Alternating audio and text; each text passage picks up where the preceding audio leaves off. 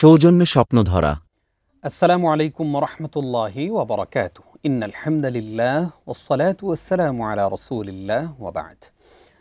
প্রিয় দর্শক, কাছে দূরে বিশ্বজুড়ে যে যেখান থেকে এই মুহূর্তে এটিএন নিউজের জুমাবারের বিশেষ আয়োজন স্বপ্নধরা নিবেদিত ইসলাম কি বলে অনুষ্ঠানটি দেখছেন, আপনাদের সকলকে আন্তরিক প্রীতি ও মোবারকবাদ জানাচ্ছি আমি নিজাম বিন মুহিব।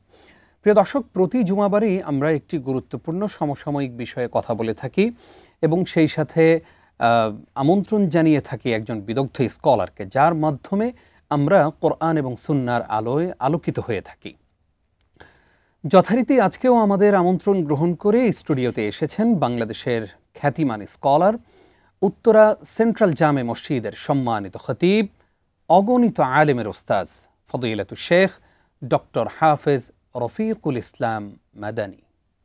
আসসালামু আলাইকুম রহমতুল্লাহি ওয়া বারাকাতুহু। ওয়ালাইকুম আসসালাম ওরহমতুল্লাহি ওয়া বারাকাতুহু। উস্তাজ কেমন আছেন? জি আলহামদুলিল্লাহ, আপনি ভালো আছেন? আলহামদুলিল্লাহ, আমরা ভালো আছি। আপনাকে অনেকদিন পর আমরা এই অনুষ্ঠানে পেয়েছি, আপনি আজকে আমাদেরকে সময় দিচ্ছেন, সেজন্য আপনার প্রতি কৃতজ্ঞতা আদায় করছি। জাযাকুমুল্লাহ খাইরান। বারাকাল্লাহু ফিক। প্রিয় দর্শক, আজকে আমরা যে বিষয়ে শাইখের কাছ থেকে আলোচনা শুনতে চাই তা হচ্ছে যুদ্ধ সংঘাত এবং আমাদের প্রস্তুতি। চলুন প্রিয় দর্শক, দেরি না করে আমরা আলোচনা শুরু করি। উস্তাজ, আমরা শুরুতেই জানতে চাই যে এই যে ইসলাম যুদ্ধের অনুমতি দেয়, সেটা কোন পরিস্থিতিতে অনুমতি দেয়, এবং সেই অনুমতি, এই যে যুদ্ধের অনুমতি দেওয়ার পরে সেটা কি আক্রমণাত্মক নাকি আত্মরক্ষামূলক হয়? আলহামদুলিল্লাহ, আসসালাতু ওয়াসসালামু আলা রাসূলিল্লাহি ওয়া বা'দ। আপনার প্রশ্নটি অত্যন্ত সমসাময়িক এবং বিশেষ করে সারা বিশ্বে যখন যুদ্ধের দামামা শুধু বাচ্চাই না, অনেক দূর এগিয়ে গিয়েছে, ওই মুহূর্তে বিষয়টি আমার জন্য, আপনার জন্য, আমাদের দেশের দর্শক শ্রোতা সর্বশ্রেণীর সকল ভাইয়ের জন্য অনেক গুরুত্বপূর্ণ। দেখুন, ইসলাম একটি কমপ্লিট কোড অফ লাইফ। কোনো বিষয়কে অবজ্ঞা, উপেক্ষা এই ধর্মে নেই। কোরআনে আল্লাহ বলছেন, মা ফাররাতনা ফিল কিতাবি মিন শাই। কোরআনে আমি কোনো কিছু বাদ দেইনি। একেবারে যুদ্ধসহ যাবতীয় সকল কিছু, যুদ্ধের নীতি কি হবে, যুদ্ধ কেন করতে হবে, যুদ্ধের লক্ষ্য উদ্দেশ্য, এভরিথিং। যুদ্ধ বিগ্রহ তো এটা আজকে নতুন নয়, প্রাচীন যুগ থেকেই যুদ্ধ বিগ্রহ ছিল। শুরু হয়েছে সেই আদমের দুই ছেলে থেকে। ওয়াতলু আলাইহিম নাবা আবনাই আদম বিল হক ইয কাররাবা কুরবানান ফাতুকুব্বিলা মিন আহাদিহিমা ওয়া লাম ইউতাকাব্বাল মিনাল আখার। এই যে সূরা মাইদায় আল্লাহ সুবহানাহু ওয়া তাআলা তাদের ঘটনা তুলে ধরলেন এবং নবীজিকে বললেন, এই ঘটনাগুলো মানুষকে আপনি শোনান। সেইখান থেকে শুরু করে আপনারা দেখবেন যুগ যুগ ধরেই যুদ্ধ চলে এসছে।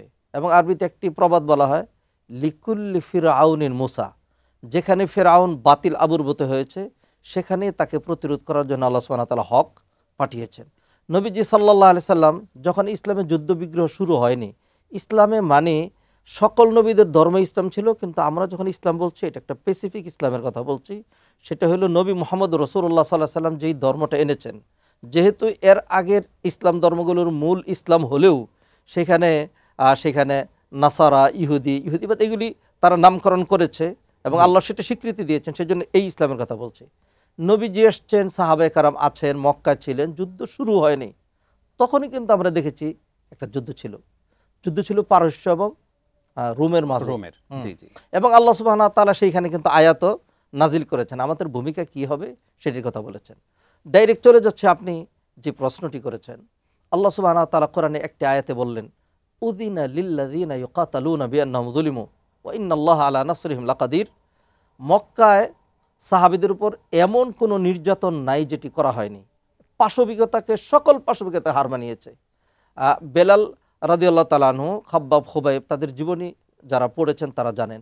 বেলাল রাদিয়াল্লাহু তাআলা আনহুকে অনেকে বললেন, একজন হেসে বললেন যে, আমাদের পিঠ সবার পিঠ মসৃণ, তোমার পিঠ গাতা গাতা কেন, গর্ত গর্ত কেন? চোখের পানি ছেড়ে দিয়ে তিনি বললেন, ভাইরে, তোমরা ইসলামের সোনালী যুগে ইসলাম গ্রহণ করেছ। প্রথম দিকে যখন আমি ইসলাম ধর্ম গ্রহণ করে আমি ছিলাম কৃতদাস। আমার এই অপরাধটুকুন, শুধু কালিমার অপরাধটুকুনের কারণে মক্কার সেই যে আগুনে গরম পাথর যখন এমন উত্তপ্ত হয় যে আমাদের ফ্রাই প্যানও সেরকম হয় না, আমাকে সেখানে শুয়ে দিয়ে বুকের উপর বিশাল এক পাথর চাপা দিয়ে রেখেছিল, শুধু এই অপরাধে যে তুই এখান থেকে বেরিয়ে আসবি। তা আমি এই অবস্থায় বেহুশ হয়ে যেতাম, সেন্সলেস হয়ে যেতাম, আমার আর হুশ থাকতো না। আমি শুধু একটা কথাই বলতে থাকতাম, আমি তো লা ইলাহা ইল্লাল্লাহ মুহাম্মাদুর রাসূল পুরাটার বলতে পারতাম না, শুধু তখন আমি বলতে থাকতাম আহাদ আহাদ। এই যে এইভাবে আমাকে শোয়ে রাখতো দীর্ঘক্ষণ, তখন পাথরের তাপে গলে গলে আমার পিঠের চর্বি গোশতগুলো খসে গিয়েছে। তো তখন যখন সাহাবীদের উপর এরকম করুণ অবস্থা চলছিল, অনেকে বারবার বলছিল ইয়া রাসূলুল্লাহ আর কত সহ্য করব, একটু অনুমতি দেন, আমরা ঘুরে দাঁড়াই, আমরা তরবারি ধরি, হয়তো বাঁচবো না হয় মরবো, একটু প্রতিরোধ করব। নবীজি সাল্লাল্লাহু আলাইহি সাল্লাম কি বলেছিলেন? সবর সবর। নবীজি সাল্লাল্লাহু আলাইহি সাল্লাম ইয়াসির পরিবারের কাছে গেলেন। ইয়াসিরের স্ত্রীর নাম হলো সুমাইয়া, ইয়াসিরের সন্তানের নাম আম্মার। এই পরিবারটা দারুণভাবে নিগৃহীত এবং তারা অত্যন্ত জুলুমের, অনেক পাশবিক জুলুমের শিকার হয়েছিল। আবু জাহাল সর্বশেষ সুমাইয়াকে তো শহীদ করেছিল তার লজ্জাস্থানে বর্ষার আঘাত দিয়ে। নবীজি শুধু তাদেরকে এই কথাটাই বলতে পেরেছিলেন, সবরান আলা ইয়াসির ইন্না মাওয়াইদাকুমুল জান্নাহ, ধৈর্য ধারণ করো। সেই সাহাবীরা যখন মদিনায় চলে আসলেন, বারবার যুদ্ধের কথা তারা বলছিলেন। একটা পর্যায়ে আল্লাহ সুবহানাহু ওয়া তাআলা হিজরতের অন্তত আরো ১-১.৫ বছর পরে বললেন উদিনা লিল্লাযিনা ইউকাতালুনা বিআন্নাহুম যুলিমু, যাদের উপর অন্যায়ভাবে জুলুম করে, জুলুম নির্যাতন এবং যুদ্ধ যাদের বিরুদ্ধে চালিয়ে যাওয়া হচ্ছে, তাদেরকে অনুমতি দেওয়া হলো তারা যেন এখন প্রতিরোধ করতে পারে। অর্থাৎ আপনার প্রশ্নের ডাইরেক্ট উত্তর যেটি, ইসলাম প্রথমে কিন্তু মানে আঘাত করে না, অফেন্সিভ অথবা আক্রমণাত্মক যুদ্ধে যায়নি, প্রতিরোধমূলক আর ডিফেন্সিভ যুদ্ধ ইসলাম শুরু করেছে এবং সেই ক্ষেত্রেও কিন্তু ইসলামের হাজারো মূলনীতি রয়েছে। আল্লাহু আকবার, খুবই চমৎকার করে আপনি বললেন। আমরা প্রসঙ্গত আপনার কাছে জানতে চাই যে আমাদের কাছে অনেকেই প্রশ্ন করেন যে পৃথিবীতে ৫৭টা মুসলিম দেশ এবং অনেকেই পাওয়ারফুল আছেন এই মুসলিম দেশের মধ্যে, অনেকগুলো কান্ট্রি যারা সব দিকেই খুবই উন্নত, কিন্তু তারপরেও আমাদের মধ্যে কেন এত দ্বিধা বিভক্তি, কেন আমরা এক হতে পারছি না, কেন শুধুমাত্র কাগজে কলমে নিন্দা জানিয়ে কোনো এক জায়গায় কোনো একটা মুসলিম কান্ট্রিতে হামলা হলো সেখানে আমরা কাগজে কলমে নিন্দা জানিয়ে ক্ষান্ত হচ্ছি, কেন আমরা সবাই একীভূত হতে পারছি না? এই যে বিভেদের দেয়াল তৈরি হয়ে গেছে, এই দেয়ালটা আসলে ভাঙবে কবে? দেখুন, মুসলমানরা যখনই তারা কোরআন থেকে দূরে সরে গিয়েছে তখনই মুসলমানদের লাঞ্ছনা চলে আসছে। মুসলমানদের ইজ্জত ছিল তখন যখন তাদের বক্ষে ছিল কোরআন, হাতে ছিল তরবারি। আল্লাহ সুবহানাহু ওয়া তাআলা তাদেরকে গৌরব দিয়েছিলেন, তাদেরকে মর্যাদা দিয়েছিলেন, তাদেরকে বিজয় দিয়েছিলেন, রাষ্ট্র দিয়েছিলেন, ক্ষমতা দিয়েছিলেন। অমুসলিমরা থরথর করে কাঁপত। আমরা ধীরে ধীরে যখন কোরআন থেকে সরে এসেছি, মুসলমানরা যখন নামে মাত্র মুসলিম, আর আমরা ব্যক্তি মুসলিম যারা আছে, আমাদের চরিত্রে যখন ঠিক নাই, তখন আমাদের শাসকবর্গ যারা, তখন তারা কীরকম হবে? তারা ওলি আল্লাহ হবে না। নবীজির হাদিস হলো কামা তাকুনু ইউআল্লাহ আলাইকুম, তোমরা যেমন হবে তোমাদের শাসক গোষ্ঠী এরকম হবে। অতএব ৫৭টা মুসলিম কান্ট্রিতে অসংখ্য লক্ষ লক্ষ কোটি কোটি আলেম, হাফেজ, মুত্তাকি, পরহেজগার, দিনদার, তাহাজ্জুদ গুজার, যারা চোখের পানি ছাড়ছে এবং যারা জান দেওয়ার জন্য প্রস্তুত, এরকম মানুষের অভাব নাই। কিন্তু মুশকিল হলো সাধারণ জনগণের হাতে তো ক্ষমতা নয়। ক্ষমতা হলো বর্তমানে যারা নাকি বুক বিলাস আর তাদের ক্ষমতাকে পাকাভুক্ত করার, যারা আল্লাহর উপর ভরসা রাখে না, মনে করে যে আমাদের আমেরিকা অন্যরা তারা যদি চোখ তুলে তাকায় আমার ক্ষমতা চলে যাবে, ওই নিজের শুধু ক্ষমতাটাকে ধরে রাখার জন্য যা দেওয়া দরকার। তাই সেই জন্য শুধুমাত্র অমুসলিমদের ভয়ে আর নিজের ক্ষমতাটাকে পাকাভুক্ত করার জন্য, নিজের দুনিয়াবি বুক বিলাসকে ধরে রাখার জন্য আজকে মুসলিম কান্ট্রিগুলোর এই অবস্থা।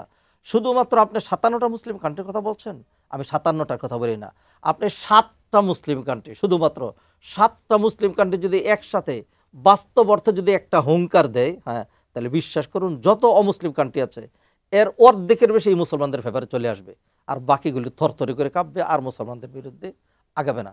এবং মুসলমানরা যখনই এগিয়েছে আল্লাহর পক্ষ থেকে সাহায্য এসছে নাকি আসে নাই? আপনি দেখেন, শুধু একটা আফগানিস্তানের উদাহরণ দেখাই, সেইখানে রাশিয়া সর্বশক্তি সহ দীর্ঘদিন যুদ্ধ করেনি, লাঞ্ছিত হয়েছে। এরপরে আমেরিকা আসছে, একেবারে নেটো বাহিনী সহ ফ্রান্স, জার্মানি, ইটালি, তারপরে হলো মানে ইংল্যান্ড সহ সবাইকে নিয়ে এসছে। এরপরে তারা কি জুতার বাড়ি খেয়ে সেখান থেকে বিতাড়িত হয়নি? আল্লাহ সুবহানাহু ওয়া তাআলাকে সাহায্য করেননি? তো শুধুমাত্র একটা জিনিস বাকি ছিল, যে আল্লাহর উপর ভরসা করে আমরা একটু নেমে যাব, একটু সাহস করব। সাহস করলে কিন্তু আল্লাহ সাহায্য দিয়ে দিতেন। এখনো যারা সাহস করে সামনে এগোচ্ছে, তারা যে মনে করেন মুহূর্তের মধ্যে মাটির সাথে মিশে যায়নি, এখনো এগিয়ে যাচ্ছে। আপনি শুধু ফিলিস্তিনিদের কথা কি বলবেন, যাদের না আছে কোনো রাষ্ট্র, না আছে কোনো পুলিশ বাহিনী, না আছে কিছু, তারা যে আজ পর্যন্ত বছরের বেশি হয়ে গেল, ৬০,০০০ মানুষ বেশি মানুষ মারা গেছে, এখনো যে টিকে আছে, এটাকে একটু বিজয় বলবেন? আল্লাহু আকবার, খুবই দারুণভাবে আপনি উপস্থাপন করলেন আলোচনাটুকু। আমরা আসবো আপনার কাছে আবারও ইনশাআল্লাহ ছোট্ট একটি বিরতির পর। প্রিয় দর্শক, আপনারা দেখছেন স্বপ্নধারা নিবেদিত ইসলাম কি বলে অনুষ্ঠানের এই পর্যায়ে ছোট্ট একটি বিরতি নিচ্ছি। কিছুক্ষণ পর ফিরছি, সঙ্গেই থাকুন।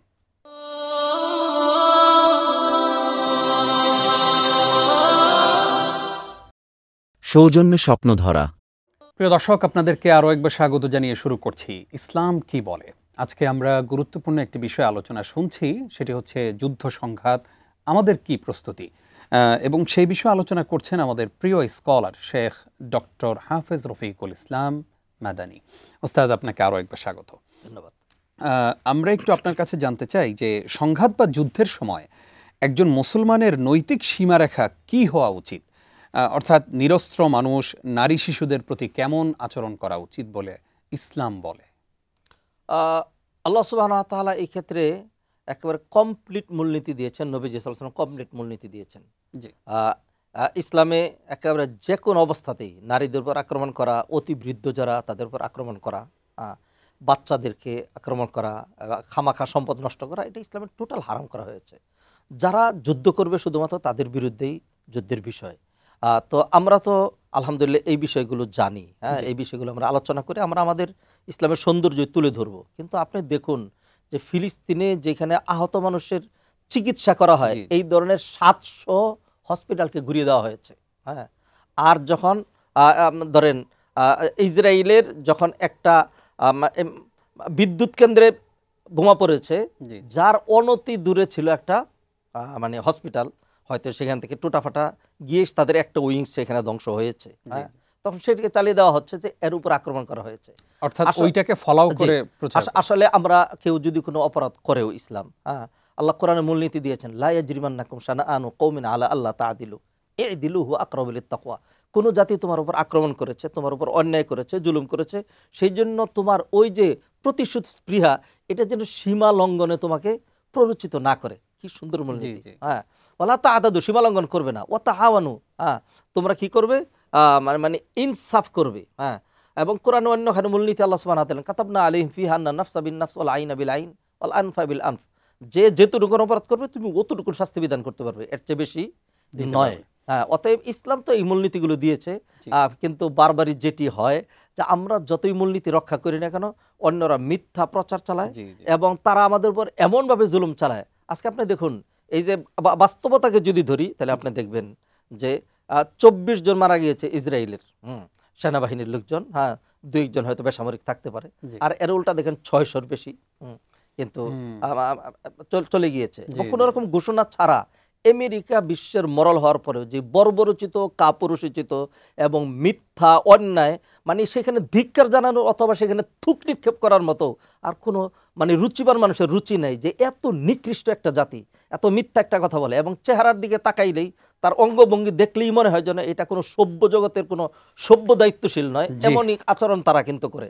তা অতএব আমরা তারপরেও আমরা যেটি বলবো, আমাদের পক্ষ থেকে যারা যুদ্ধ করবে তারা ইসলামের সৌন্দর্যের জন্যই, আল্লাহকে সন্তুষ্ট করার জন্যই, প্রতিরোধ করার জন্যই, মুসলমানদের জানমালের হেফাজত করার জন্যই, ইসলামের সৌন্দর্য প্রকাশ করার জন্য তারা যেন মূলনীতিগুলো ফলো করে চলে। জি, খুব দারুণভাবে আপনি বললেন।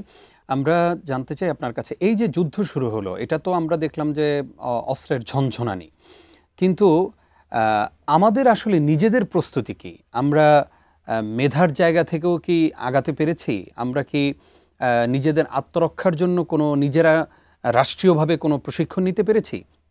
তাহলে আমাদের উপর যদি আল্লাহ না করুক কখনো আক্রমণ হয়, আমরা আসলে কি করব? আমাদের প্রস্তুতিটা কি হওয়া দরকার বলে মনে করেন? আমাদের প্রস্তুতি মানে আমরা সবাই জান দিয়ে দিব, এই হলো আমাদের প্রস্তুতি। এছাড়া আমাদের দেশের, বিশেষ করে আমাদের দেশের যারা রাষ্ট্রনায়ক, তাদের চাপাবাজি ছাড়া এবং কিছু বাজে স্লোগান ছাড়া কোনো রকম প্রস্তুতি না আকাশ প্রতিরক্ষার, না কোনো বাহিনীর, কোনো দেশের বিন্দুমাত্র একদিন টিকে থাকার মতো কোনো প্রস্তুতি নাই। তাই সেইখানে আমাদের কি করারই থাকবে? শুধু সেই জন্য বললাম, আফসোস করে বললাম, শুধু জানটা দেওয়া ছাড়া আমাদের কোনো প্রস্তুতি নাই। আল্লাহ সুবহানাহু ওয়া তাআলা কি বলেছেন? আল্লাহ সুবহানাহু ওয়া তাআলা কোরআনে বলেন, আ'ইদ্দু লাহুম মাসতাতা'তুম মিন কুওয়া ওয়া মির রিবাতিল খাইলি তুরহিবুনা বিহি আদুওয়াল্লাহি ওয়া আদুওয়াকুম ওয়া আখারিনা মিন দুনহিম। শত্রুদের বিরুদ্ধে, শত্রুদেরকে ভীতি প্রদর্শন করার জন্য, যারা ইসলাম বিরোধী, তাদের অন্তরে মানে কাঁপানি ঝাঁকানি খাইয়ে দেওয়ার জন্য তোমরা তোমরা দারুণভাবে প্রস্তুতি গ্রহণ করো, তোমরা ক্ষেপণাস্ত্র আবিষ্কার করো। তুরহিবুনা বি আদুওয়াল্লাহ আদুকুম, নবীজি হাদিসে ব্যাখ্যা করে দিয়েছেন আল কুওয়া আলা ইন্নাহা রামি। ক্ষেপণাস্ত্র যেটি সেটি হলো শক্তি, ক্ষেপণাস্ত্র যেটি সেটি আর রামি বলেছেন নবীজি। রামি মানে নিক্ষেপ। বর্তমানে আধুনিক নিক্ষেপণ হলো ক্ষেপণাস্ত্রগুলো, আমাদের সেগুলো কিছুই নেই। অতএব বর্তমান যে প্রেক্ষাপট, সেই প্রেক্ষাপটে আমাদের কি করণীয় থাকতে পারে, আমি সেই জন্য মাত্র 4টা কথা বলতে চাই, যদি আমাকে সময় দেন।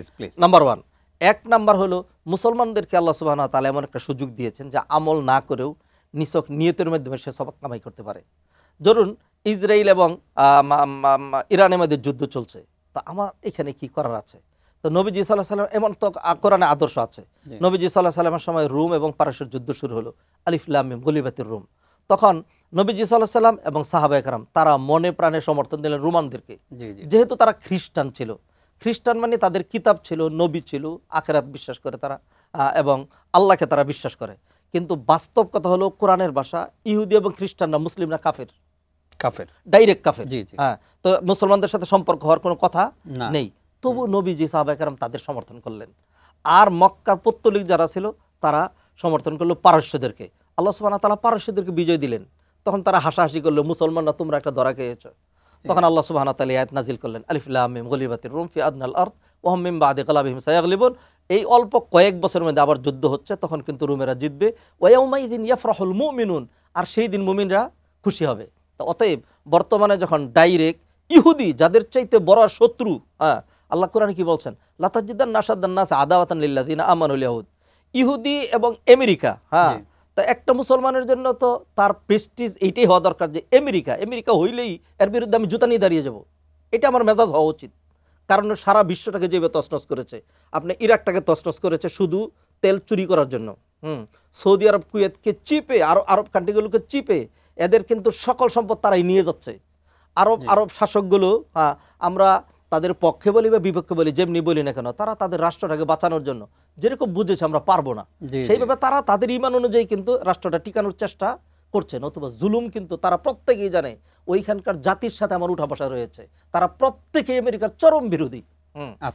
অতএব যারা এরকম করছে, সেই ক্ষেত্রে আমরা লাস্ট মিনিটে আছি, সংক্ষেপে যদি আমার আপনার যেটা কাজ সেটা হলো সমর্থন দেওয়া, ইন্নামাল আমালু বিন্নিয়াত।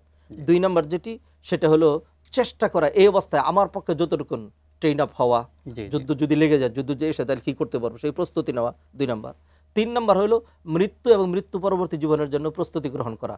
যুদ্ধ যদি ছড়িয়ে যায়, যদি তারা এই পাগলামি শুরু করে দেয়, এবং এই পাগলদের তো মাথায় কোনো বুদ্ধি নেই, যে কোনো জায়গায় তারা অ্যাটম বোম মেরে যেতে পারে, জাপান মেরে দিয়েছিল কিন্তু, সেই ইতিহাস আছে, তাহলে আমাদেরও মৃত্যু হয়ে যেতে পারে। অথবা এটি যদি নাও হয়, স্বাভাবিক মৃত্যু তো আমাদের রয়েছে, সেই জন্য মৃত্যু পরবর্তী জগতের জন্য আমাদের আমলের মাধ্যমে প্রস্তুতি গ্রহণ করা। জি, জাযাকাল্লাহ খাইর শেখ। আমরা অনেকগুলো পয়েন্ট জানলাম, কষ্ট করে আজকে আমাদেরকে সময় দেওয়ার জন্য আপনাকে ধন্যবাদ জানাচ্ছি। জাযাকুমুল্লাহ খাইর, বারাকাল্লাহু ফিক। প্রিয় দর্শক, আপনারা যারা এতক্ষণ আমাদের সঙ্গে ছিলেন, আপনাদেরকেও ধন্যবাদ জানিয়ে আজকের আয়োজন শেষ করছি। আপনারা দেখছিলেন ইসলাম কি বলে। অনুষ্ঠানটি নিবেদন করেছে স্বপ্নধারা। আগামী সপ্তাহের পর্ব দেখবার আমন্ত্রণ জানিয়ে আজকের মতো বিদায় নিচ্ছি। নিজাম বিন মুহিব। আসসালামু আলাইকুম ওয়া রাহমাতুল্লাহি ওয়া বারাকাতুহু।